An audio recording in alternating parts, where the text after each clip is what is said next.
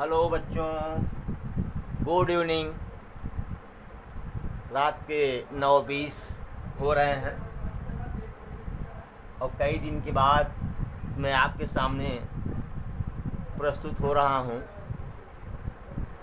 बेटा, आज का हमारा टॉपिक है one day graph generator. One day graph generator क्या होता है? कई दिन से इसको सोच रहा था वीडियो बनाने के लिए। बहुत सारे वीडियोज हमने देखे, बुक्स हमने पढ़ी, लेकिन बात स्पष्ट नहीं हो रही थी। तो मैं सोचते सोचते काफ़ी खुद सोचा, तब जा कर के बात स्पष्ट हो पाई। आधी अधूरी बातें लिखी भी गई हैं, बताई भी गई हैं। तो चलिए वन डे ग्राफ जनरेटर देखते हैं। यहाँ लिखा गया है कि it is constructed by Jameson one day graph. Jameson one day graph, इन्होंने अपने नाम के पर ही अपने डिवाइस का नाम रख दिया वन डे ग्राफ जनरेटर। और ये कब डिजाइन हुई थी, या डिजाइंड को या कंस्ट्रक्टेड कहो, 1931 में। बुक में 1931 है, कुछ जगहों पर लोगों ने लिखा है 1929 भी लिखा है। तो चलिए, इसका यूज क्या होता है बेटा? ये बहुत उच्च विभव उत्पन्न करता है, हाई पोटेंशियल उत्पन्न करता है। It produce potential of order 10 power 6, 10⁻6 order की। 10⁻6 कितना होगा? 10 लाख वोल्ट। कितना होगा? 10 लाख वोल्ट के ऑर्डर की ये जो है पोटेंशियल विभव उत्पन्न करता है। तो बात समझ में नहीं आती कि इतना हाई पोटेंशियल का यूज होता कहाँ है। तो न्यूक्लियर रिएक्शन में जो आज आगे हमको पढ़ना है मॉडर्न फिजिक्स में, उसमें इस चार्ज पार्टिकल्स को एक्सीलरेट करने के लिए, त्वरित करने के लिए, उसकी एनर्जी को इंक्रीज करने के लिए, बढ़ाने के लिए, उसकी ऊर्जा को बहुत अधिक बढ़ाने के लिए वन डे ग्राफ जनरेटर की ज़रूरत पड़ती है। लेकिन इस समय वन डे ग्राफ जनरेटर का प्रयोग नहीं हो रहा है। अब इसके स्थान पर आ गया है साइक्लोट्रॉन, जो हम पढ़ेंगे। साइक्लोट्रॉन आ गया है। फिर भी ये हमारे पाठ्यक्रम में है, कैपेसिटर का लास्ट टॉपिक है आपका। यहाँ पर हमने लिखा है कि it is used in study of nuclear reaction to accelerate electron, neutrons etcetera. ठीक है, ये क्या है? चार्ज पार्टिकल्स हैं। इनको एक्सीलरेट करने के लिए, त्वरित करने के लिए, और त्वरित करने से फ़ायदा क्या है हमको? इसकी एनर्जी को बढ़ाने के लिए, काइनेटिक एनर्जी को बढ़ाने के लिए इसका प्रयोग होता है। ठीक है, तो यह किस प्रिंसिपल पर काम करता है, किस सिद्धांत पर काम करता है? तो इसके दो सिद्धांत हैं, जिसमें से वेरी फर्स्ट प्रिंसिपल है action of sharp points on any conductor. किसी चालक के नुकीले सिरों की क्रिया। तो हेडिंग से कुछ समझ में नहीं आ रहा है, यह क्या है? ये इलेक्ट्रोस्टैटिक्स पर आधारित है। ये दोनों ही प्रिंसिपल इसके इलेक्ट्रोस्टैटिक्स, स्थिर वैद्युतिकी पर आधारित है। तो अब यहाँ से हम समझना स्टार्ट करते हैं। सबसे पहले तो ये कोई स्फीयर है, बहुत ज़्यादा नहीं लिखना है प्रिंसिपल में। यह कोई स्फीयर है, इसका रेडियस स्मॉल r है, इस पर प्लस q चार्ज दिया गया। बेटा, ये बात जान लो कि जो प्लस q चार्ज दिया गया, प्लस q चार्ज किस डिब्बे में था कि निकाल करके दे दिए आप? प्लस q चार्ज किस डिब्बे में, कहाँ पर रखा गया था कि आपने दे दिया? रही बात सेल की, तो सेल की ओर फ्री इलेक्ट्रॉन्स को ही वो मूव कराता है। इस पर प्लस क्यू चार्ज आया कैसे? जैसे ध्यान दो कि इस पर वास्तव में प्लस क्यू चार्ज दिया नहीं जाता, हम दे ही नहीं पाएंगे, कोई सिस्टम ही नहीं है देने का। इसमें क्या है, minus Q electrons minus Q charge को निकाल लो। और कैसे निकालोगे? सेल के द्वारा। कैसे निकालोगे? सेल के द्वारा। सेल से जब इसको हम कनेक्ट करेंगे, ध्यान दो, सपोज करो कि इसको हमने अर्थ कर दिया। क्या कर दिया? अर्थ कर दिया। जब अर्थ कर दिया तो इसके इलेक्ट्रॉन आएंगे, इलेक्ट्रॉन इधर फ्लो करेगा। एक इलेक्ट्रॉन आया तो एक प्लस चार्ज, दो इलेक्ट्रॉन आया तो दो प्लस चार्ज, तीन आया तो तीन प्लस चार्ज। बात समझ रहे हैं ना? इसमें से हम इलेक्ट्रॉन निकालते हैं, तब इस पर प्लस चार्ज क्या होता है? बढ़ता है। तो अगर मान लीजिए निकले हुए इलेक्ट्रॉनों का कुल चार्ज माइनस क्यू कूलम है, कितना? माइनस क्यू कूलम है। निकले हुए, इसमें से निकले हुए कुल इलेक्ट्रॉनों का चार्ज कितना है? माइनस क्यू कूलम है। तो हम कहते हैं कि इस पर हमने प्लस क्यू चार्ज दिया। ध्यान दो, ये जानना बहुत जरूरी है कि प्लस क्यू चार्ज दिया नहीं जा सकता, माइनस क्यू चार्ज निकाला जा सकता है। जब माइनस क्यू चार्ज निकाल लिया तो प्लस क्यू चार्ज इस पर आ गया। ठीक, ध्यान रखिएगा इस बात को। अच्छा, चलिए अब बात यहाँ पोटेंशियल की है, हाई पोटेंशियल की बात हो रही है यहाँ पर। तो वी एट द सरफेस, देखिए अगर प्लस क्यू चार्ज हमने दिया तो ये चार्ज क्या हुआ? इसके आउटर सरफेस पर, बाहरी पृष्ठ पर समान रूप से वितरित हो गया। समान रूप से वितरित हो गया, मतलब plus Q charge is distributed uniformly on the outer surface of the sphere. ठीक है। अब अगर इसकी रेडियस r है तो v एट द सरफेस क्या होगा? आपको पता है, आप पढ़े हैं, के क्यू अपान आर। के क्यू अपान आर। तो q बराबर क्या हो जाएगा भैया? v इंटू आर अपान के। ओके, के की वैल्यू रख दो भैया 1, के की वैल्यू। तो के बराबर यहाँ पर क्या होता है?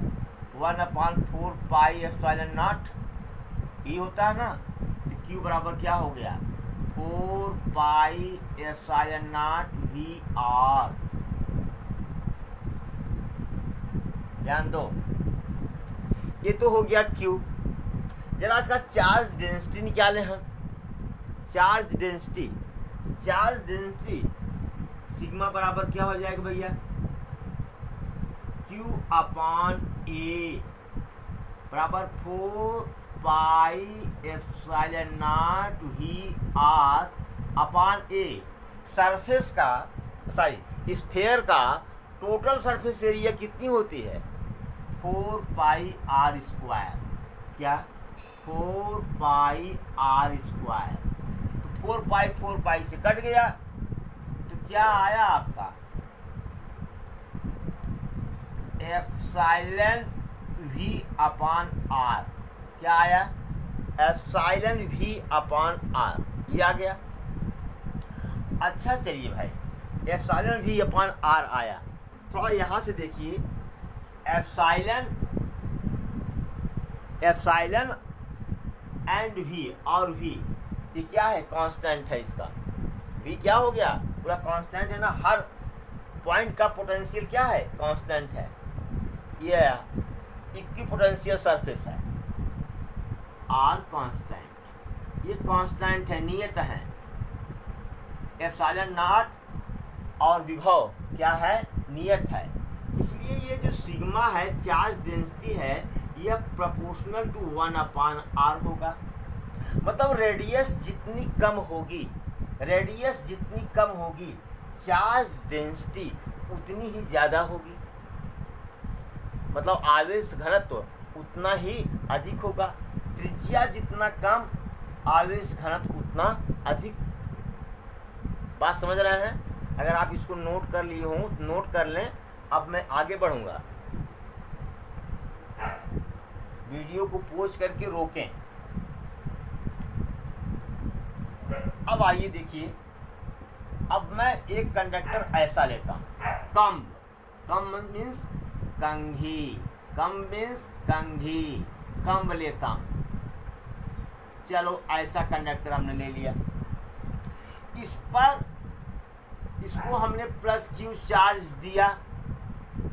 अब ये plus Q charge uniformly distribute हो गया। ध्यान दो, पहले यूनिफॉर्मली डिस्ट्रीब्यूट हो गया, यहाँ भी, यहाँ पर, पूरे पर हो गया। अच्छा, प्लस क्यू चार्ज हमने दे दिया। अच्छा, यहाँ बताओ बेटा कि अगर आर की वैल्यू अप्रोच करे जीरो को, आर की लिमिट क्या हो, जीरो, जीरो ना हो, जीरो के समीप हो, तो ये जो चार्ज डेंसिटी होगी ये किसको अटेंड करेगी, इन्फिनिटी को। अरे भाई 1/0 करोगे तो इन्फिनिटी ही तो आएगा, बोलो। तो ये इन्फिनिटी को अटेंड करेगा। अब बताओ जो 7 8 जो है, ये वाला, ये वाला, ये वाला, ये वाला, इसकी तो रेडियस ये क्या है, ये 0 के लगभग है। तो यहाँ चार्ज डेंसिटी कितना है, इन्फिनिटी को अटेंड कर रही है, इन्फिनिटी के आसपास है। ठीक है, अब यहाँ चार्ज डेंसिटी बहुत ज़्यादा हो गया बेटा। अब देखो, यहीं से आपके यहाँ प्रॉब्लम जो अन्य वीडियोज में देखोगे या बुक में देखोगे, यहीं से मामला जो है गड़बड़ है। बताते हैं, यहाँ पर लोग बताते हैं कि यहाँ चार्ज लीक करेगा। लीक करना, लीक के समझ ही रहे हो, यहाँ से प्लस क्यू चार्ज लीक करेगा और प्लस क्यू चार्ज की एक धारा बहेगी। या कभी कभी कहते हैं कि जो एयर पार्टिकल है, एयर मॉलिक्यूल है या डस्ट पार्टिकल है, ये आया, यहाँ से प्लस क्यू चार्ज लिया, तो इस पर प्लस क्यू चार्ज लिया तो इस पर भी प्लस चार्ज आ गया, जो किताब में लिखा है या जो लोग बताते हैं। और क्योंकि इस पर पहले से ही प्लस चार्ज है, दोनों में रिपल्सन होगा, ये भागेगा। फिर दूसरा मॉलिक्यूल आया, फिर वो पॉजिटिवली चार्ज हुआ, धनावेशित हुआ, अब फिर भागेगा। तो इस तरह से कहते हैं कि इस तरह से एक स्ट्रीम बन जाती है प्लस चार्ज की, ये बहता है। इसके साथ भी ऐसे बताएंगे, इसके साथ ऐसे एक स्ट्रीम बह जाती है। अच्छा भैया, लेकिन इसको समझो कि क्या प्लस चार्ज यहाँ से निकल सकता है, कदापि नहीं। अरे प्लस चार्ज क्या है यार, प्रोटॉन है। प्रोटॉन में, प्रोटॉन कहाँ है, न्यूक्लियस में है, नाभिक में है। नाभिक से प्रोटॉन निकल जाएगा, कदापि नहीं, कदापि नहीं, ऐसा नहीं होता। होता क्या है, एक मैं एयर मॉलिक्यूल को ले रहा हूँ, एक एयर मॉलिक्यूल, क्यों समझने के लिए। इसे मान लो कोई एयर मॉलिक्यूल है, ये सपोज करो एयर मॉलिक्यूल है, ओके, ये न्यूट्रल था। लेकिन जब इसके समीप आया, इसके समीप आया, तो यह पोलराइज्ड हो गया, ध्रुवित तो हो गया। क्या हो गया, क्योंकि यहाँ चार्ज डेंसिटी बहुत ज़्यादा है, तो इलेक्ट्रॉन इधर खिसकेंगे भैया, अब प्रोटॉन तो अपनी जगह पर रहेगा ही रहेगा। और चार्ज डेंसिटी बहुत ज़्यादा होने के कारण ये इलेक्ट्रॉन सट से निकल जाएगा, कहाँ, इधर, चाहे इस पर आए चाहे इसी पर आ जाए, आ गया। अब ये इलेक्ट्रॉन जब निकल गया, इसका, इस एयर मॉलिक्यूल का, वायु के अणु का या वायु के एटम का जब निकल गया, क्या, माइनस चार्ज जब निकल गया, तो बचा है क्या, ये प्लस चार्ज केवल बचा। इस पर क्या बचा, प्लस चार्ज बचा, केवल प्लस चार्ज बचा। अब ये ऑलरेडी प्लस है। अब कहेंगे साहब ये बताइए, ये माइनस चार्ज जब इसमें गया, माइनस चार्ज इसमें गया तो नेगेटिवली चार्ज होगा। नहीं भाई, इस पर तो चार्ज बहुत ज़्यादा है ना, चार्ज डेंसिटी बहुत ज़्यादा। फिर इसका कनेक्शन जो है जहाँ सेल से करते हैं, ये प्लस टर्मिनल है, माइनस टर्मिनल है, माइनस को अर्थ कर देते हैं, ठीक है। ये माइनस चार्ज तुरंत पृथ्वी में चला जाता है, वो पता है कि यहाँ से प्लस चार्ज निकलता है, फिर माइनस आता है, दोनों न्यूट्रलाइज हो जाते हैं। कहानी छोड़ो उसको, ये तो चला आया यहाँ पृथ्वी के अंदर, ये हमेशा प्लस बना हुआ है। क्या बना हुआ है, प्लस चार्ज बना हुआ है, ठीक। अब चूंकि ये प्लस हो गया और ये प्लस है, तभी क्या होगा, दोनों में प्रतिकर्षण बल लगेगा, ये भागेगा इधर को, ठीक। फिर क्या हुआ, दूसरा मॉलिक्यूल आया, नया मॉलिक्यूल आया, न्यू मॉलिक्यूल, नया एयर मॉलिक्यूल आया, फिर वो आया, फिर वो पोलराइज्ड हुआ, ध्रुवित हुआ, ये इलेक्ट्रॉन कूद कर यहाँ भाग आया हाई चार्ज डेंसिटी के कारण। फिर क्या बचा? Plus charge. क्या बचा? अब फिर रिपल्सन लगा, फिर ये इधर भागना शुरू हुआ। इस तरह से ना, इस तरह से एक स्ट्रीम बन जाती है किसकी पॉजिटिव चार्ज की। ये फ्लो करता है इस ईट से, इस किनारे से, इस किनारे से, इस किनारे से। ये प्लस चार्ज की एक आंधी आ जाती है भैया, तूफान खड़ा हो जाता है, ये सब भागते रहते हैं प्रतिकर्षण के कारण। ओके, ठीक है, ये बात समझ में आई। यहाँ से जो लीकेज शब्द बराबर लिखा गया है कि प्लस चार्ज लीक होता है, कदापि नहीं, प्लस चार्ज लीक हो ही नहीं सकता। हाई चार्ज डेंसिटी के कारण, उच्च आवेश घनत्व के कारण ये हवा का अणु, हवा का मालिक्यूल ध्रुवित हो जाता है और प्लस चार्ज माइनस चार्ज कहाँ चला आता है? इस पॉइंट 7 पॉइंट पर नुकीले सिरे पर आता है। सारे के सारे इलेक्ट्रॉन निकल जाते हैं इसके, कहाँ आ जाते हैं? अब भाई न भी निकले, सारे के सारे न भी निकले, मैं कैसे कर सकता हूँ कि सारे इलेक्ट्रॉन निकल जाएंगे? मैं नहीं कर सकता इसको। लेकिन अगर एक भी इलेक्ट्रॉन निकला तो ये पॉजिटिवली चार्ज हुआ कि नहीं हुआ ना? 2 इलेक्ट्रॉन निकला तब भी पॉजिटिव चार्ज हुआ कि नहीं इस पर?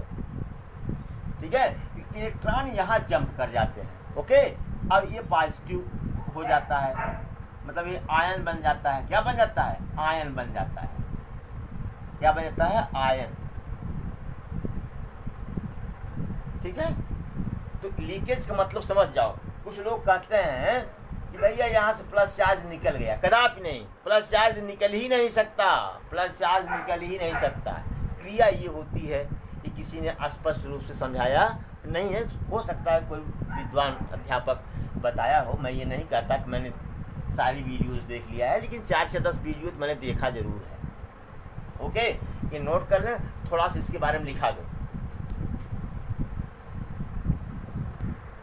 देखो बहुत थोड़े में लिख दिया है हमने। When air or dust particle come in contact of sharp points, जब धूल या वायु के कण शार्प सिरों के संपर्क में आते हैं, दे गेट पोलराइज्ड, वे ध्रुवित हो जाते हैं, and electrons are attracted by sharp point, और तीक्ष्ण सिरों द्वारा इलेक्ट्रॉन आकर्षित कर लिए जाते हैं due to the high charge density, उच्च आवेश घनत्व के कारण। ठीक है, कि जब धूल या एयर के पार्टिकल्स नुकीले सिरों के संपर्क में आते हैं, तो नुकीले सिरे के उच्च आवेश घनत्व के कारण उनके इलेक्ट्रॉन आकर्षित हो क्या होते हैं? शार्प पॉइंट यानी नुकीले सिरों द्वारा क्या होते हैं? आकर्षित हो जाते हैं, and particle becomes positively charge, और कण क्या होता है? धनावेशित हो जाता है, and due to repulsion between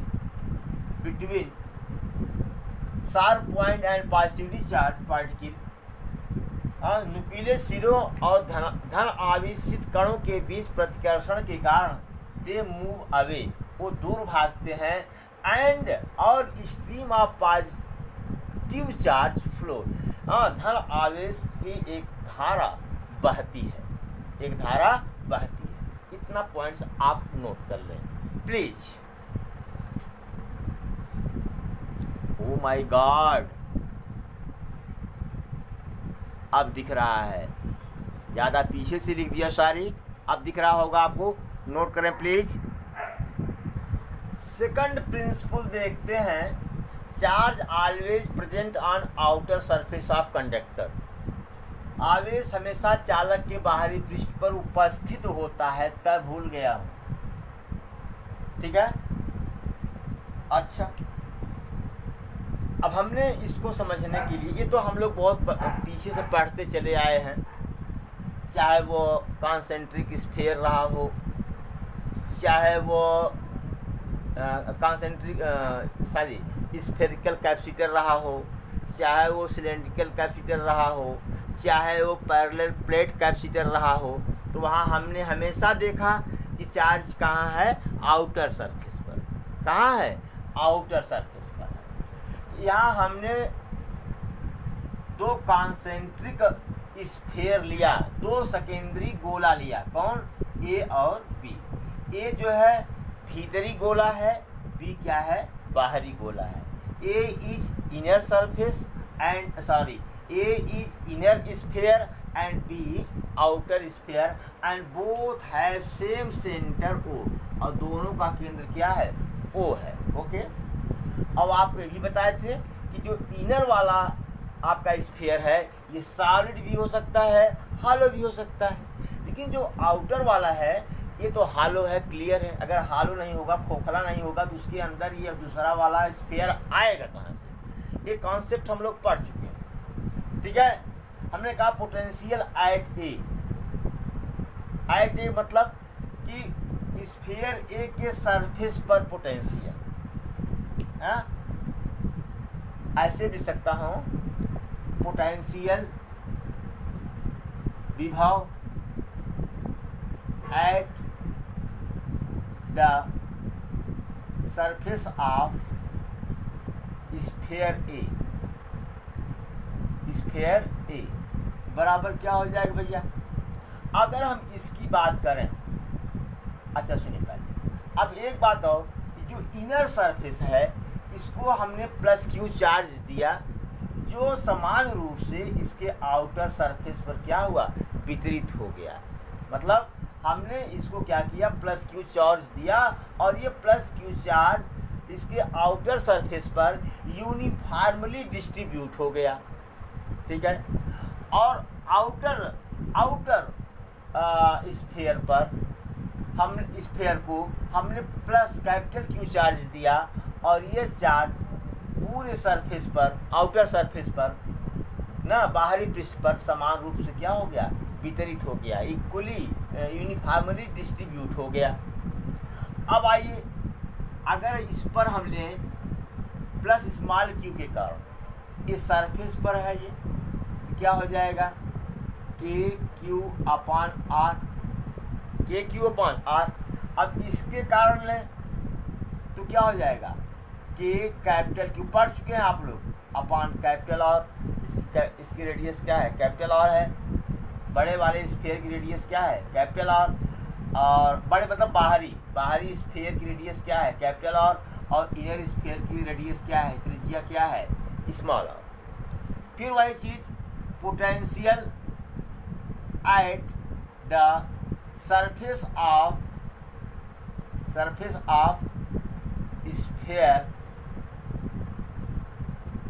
sphere B, क्या हो जाएगा भैया, इसके खुद के आवेश के कारण के क्यू अपान आर, और इसके कारण इनर स्फीयर के चार्ज के कारण के small Q upon capital are, क्योंकि दूरी यहाँ से कैपिटल आर है, ये हो गया। इसको मानते हैं क्या, वी ए मानता हूँ, और इसको मान लेता हूँ क्या, वी बी। जरा हम V A minus V B निकालते हैं, चेक करते हैं, trial and error, what happens. तो अगर वी ए में से वी बी माइनस करेंगे तो क्या हो जाएगा बेटा, ये कट जाएगा ना, तो K Q upon R minus K Q upon capital R होगा। ये के क्यू क्या हो जाएगा, common, 1 upon R minus 1 upon capital R. देखो भाई, यहाँ भिन्न का डिनोमिनेटर हर छोटा है, इसलिए ये बड़ा है, और इसका हर बड़ा है, इसलिए ये भिन्न छोटी है। Since r is less than capital R, so 1 upon R will be greater than 1 upon R ना, इसलिए अब भाई K पॉजिटिव है, कांस्टेंट है, Q भी पॉजिटिव है, पॉजिटिव चार्ज हमने लिया ही है, अब ये बड़ा है, ये छोटा है, इसका मतलब क्या हुआ, वी ए दिख रहा है कि नहीं, हाँ, V A minus V B is equal to what, positive. Okay, यहाँ से दो चीज़ आप देख रहे हैं कि जो इनर स्फीयर है, आंतरिक गोला है, इसका पोटेंशियल ज़्यादा है, इसका विभव क्या है, ज़्यादा है, और आउटर स्फीयर का जो पोटेंशियल है वह क्या है, कम है। और एक बात ये भी है, जो पोटेंशियल डिफरेंस आया, यहाँ देखो, यहाँ स्मॉल क्यू पर डिपेंड कर रहा है, निर्भर कर रहा है, न कि कैपिटल क्यू पर, न कि कैपिटल क्यू पर। ओके, दो चीज़ें हैं कि पोटेंशियल डिफरेंस क्या है, पॉजिटिव है, इसका मतलब V A is greater than V B ना। और एक चीज़, V A minus V B does not depend upon, depends upon Q, plus Q पर ये डिपेंड नहीं कर रहा है, प्लस क्यू पर डिपेंड नहीं कर रहा है। इसका मतलब क्या हुआ, क्यू बराबर कुछ भी ले लो, जीरो ले लो, पॉजिटिव ले लो, निगेटिव ले लो, कोई फर्क पड़ने वाला नहीं है। ओके, वी ए ज़्यादा है, वी बी कम है। अगर इसको हम किसी कनेक्टिंग वायर से अगर हम जोड़ दें तो चार्ज कहाँ, किधर से किधर जाएगा, प्लस ए, सॉरी, स्फीयर ए से स्फीयर बी की तरफ, स्फीयर ए से स्फीयर बी की तरफ। तो इफ वी कनेक्ट, अगर हम जोड़ दें, मैं इंग्लिश में लिख रहा हूँ लेकिन हिंदी बता रहा हूँ, आप चाहेंगे तो नोट बना लेंगे। Both spheres bye conducting wire, सुचालक तार से, अगर हम दोनों गोलों को सुचालक तार से जोड़ दें, क्या होगा, चार्ज विल फ्लो, बहेगा फ्रॉम ए टू बी, ए से बी की तरफ बहेगा, यानी आंतरिक गोले से बाहरी गोले की तरफ ये बहेगा। ओके, ये दोनों कॉन्सेप्ट जो है आप दिमाग में रख लीजिए। इसके बाद तब हम वन डे ग्राफ जनरेटर का कंस्ट्रक्शन और वर्किंग, रचना और क्रियाविधि हम समझते हैं। First of all note it please. अब देखते हैं हम कंस्ट्रक्शन और working of one day graph. देखिए, यह स्फेरिकल सेल है, ये स्फेरिकल सेल यस है, ये दो स्टैंड पर खड़ा हुआ है, एक स्टैंड ये, एक स्टैंड ये, दोनों इंसुलेटिंग स्टैंड हैं। इंसुलेटिंग स्टैंड मतलब विद्युत रोधी स्तंभ, ठीक है। इसको भी मैंने साइड में लिख दिया है IS, इंसुलेटिंग स्टैंड। ओके, ये और ये, ठीक। अब देखिए, इसमें एक पुली लगी हुई है P1, यहाँ पुली लगी हुई है P2। अब P1 P2 पुली पर एक सिल्क या रबर का बेल्ट लगा हुआ है। इस पर देखते होंगे गाड़ियों में लगा रहता है बेल्ट ना, फैन बेल्ट। थ्रेसर में भी रबर का देखते हो फैन बेल्ट लगा हुआ होता है थ्रेसर में, जिससे थ्रेसिंग होती है, उसमें देखे होंगे ये रबर या सिल्क का बेल्ट होता है। अब देखिए क्या है, यहाँ एक विद्युत मोटर है, बना दिया वैसे भाई विद्युत मोटर, इसका स्टैंड है, ये इसकी पुली है ये, और इस पुली से इस पुली पर, इसमें डबल पुली है, ठीक है। एक बेल्ट लगा हुआ है। ठीक, जब ये मोटर चलती है तो ये पुली घूमती है ऐसे ऐसे। ठीक है, अब देखिए यहाँ पर एक कंघी C1 लगा दिया है। इसका पॉइंट जरा देखो, शार्प पॉइंट देख ही रहे हो जो अभी पढ़ चुके हैं। इसका कनेक्शन एक DC सोर्स से होता है, मतलब डायरेक्ट करंट स्रोत, डायरेक्ट करंट स्रोत कहेंगे।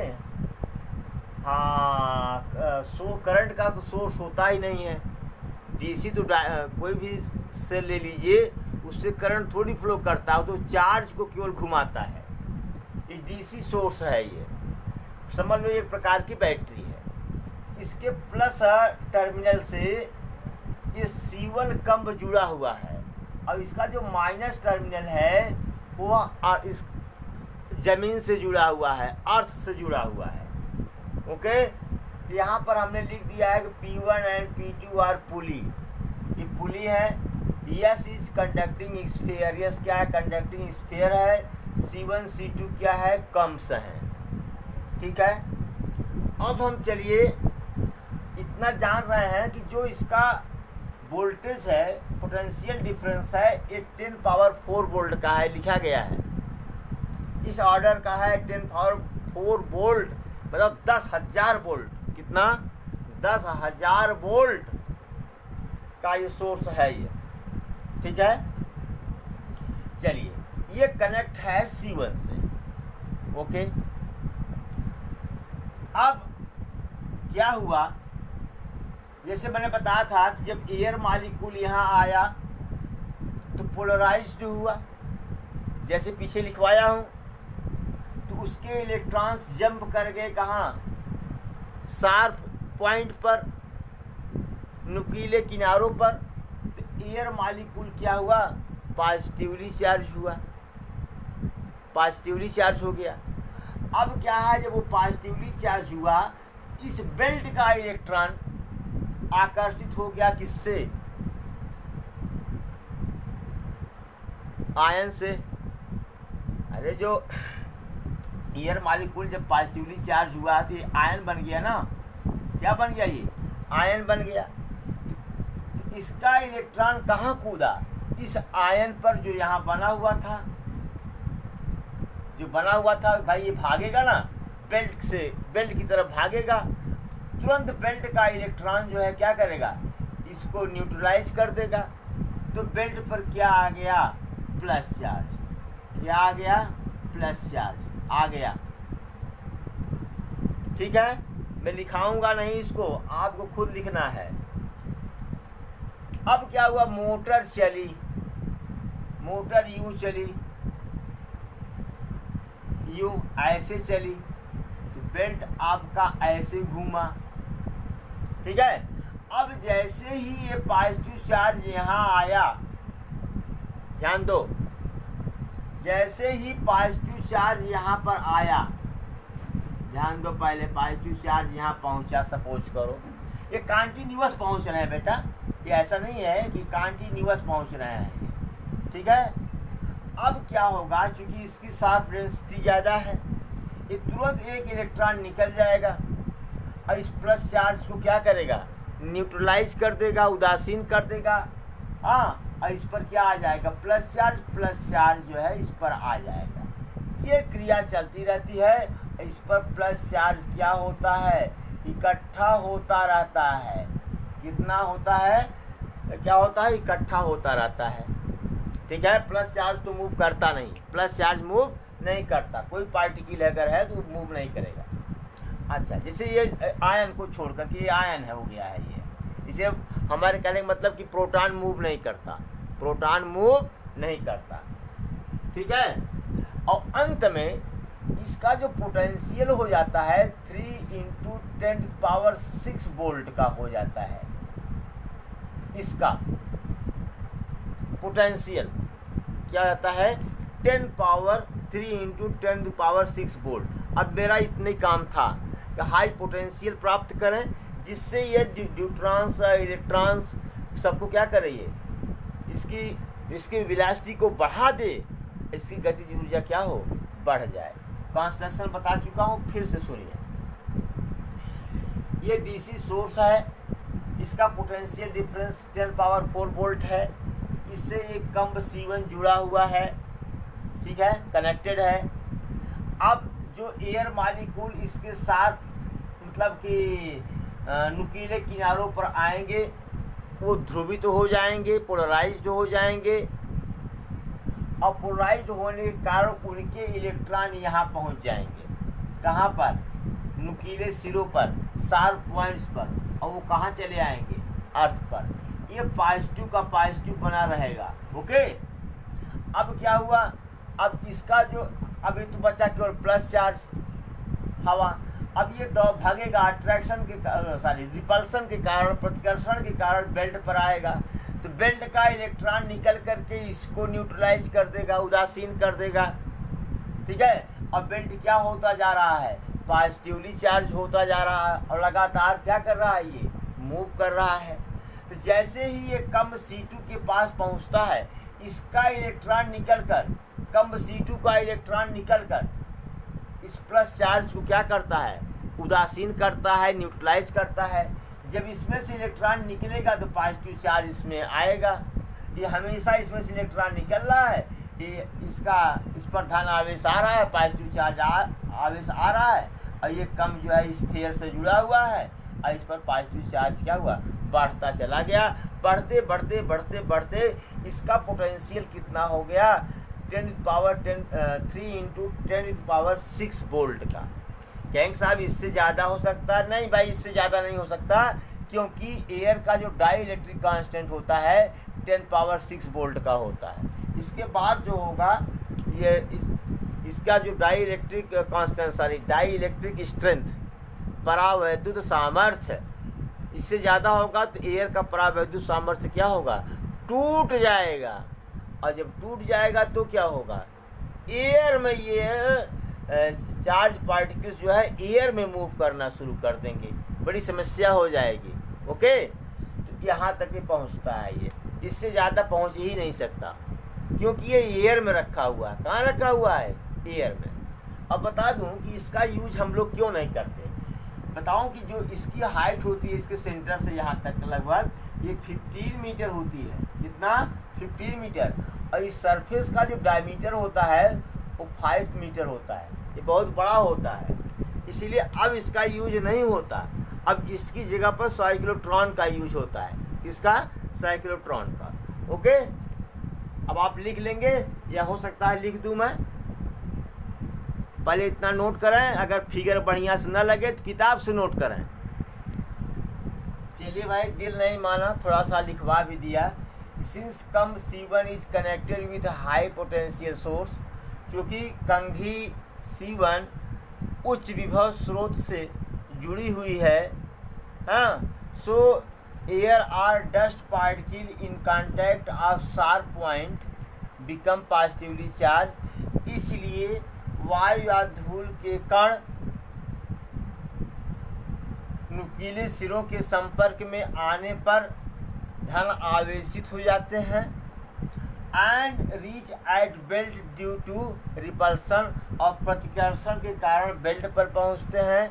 The electron of belt neutralize the positively charge particle. Belt के इलेक्ट्रॉन धन आवेशित कण को उदासीन कर देते हैं, and belt become positively charge, और बेल्ट धन आवेशित हो जाता है। The sharp point of comb C2, comb C2 का जो नुकीला सिरा होता है इमिट इलेक्ट्रॉन्स, यह इलेक्ट्रॉन का उत्सर्जन करता है to neutralize the charge of belt, आवेश के, to neutralize the positive charge of the belt के धनावेश को उदासीन करने के लिए कंघी C2 इलेक्ट्रॉन का उत्सर्जन करती है। ठीक है, जब वो कंघी C2 इलेक्ट्रॉन का उत्सर्जन करेगी तो क्या होगा, वो खुद पॉजिटिवली चार्ज हो जाएगी। The comb C2 become positively charge, कंघी C2 पॉजिटिवली चार्ज मतलब धनावेशित हो जाती है। आफ्टर सम टाइम कुछ समय के बाद the amount of positive charge धन आवेश की मात्रा present on outer surface of sphere ना आफ्टर सम टाइम कुछ समय के बाद large amount of positive charge धनात्मक आवेश की बहुत बड़ी मात्रा present on the outer surface of sphere गोले के बाहरी पृष्ठ पर जमा हो जाती है। It's potential becomes very high, इसका विभव बहुत उच्च हो जाता है। ऑफ ऑर्डर 10.6 वोल्ट ना 10⁻6 वोल्ट के क्रम का हो जाता है। एट दिस वोल्टेज इस विभव पर electric strength dielectric strength of air वायु का परावैद्युत सामर्थ्य ब्रेक्स टूट जाता है। So to avoid the leakage of charge के को लीक होने से बचाने के लिए it is kept in tank at high pressure high air pressure उच्च वायु दाब पर टंकी में रखा जाता है। टंकी में उच्च वायु दाब रहता है। एंड डिवाइस कनेक्ट्स विथ अर्थ और डिवाइस को पृथ्वी से जोड़ दिया जाता है। इस तरह से आपका 1 डे ग्राफ जनरेटर कंप्लीट हुआ। पढ़िए। Thank you so much. बहुत मेहनत से बनाया है। अगर आप पढ़ेंगे तो आपको बहुत मज़ा आएगा। कहीं नहीं पाएंगे, चैलेंजिंग है ये, नहीं पाएंगे इतना डिटेल में, कहीं नहीं पाएंगे।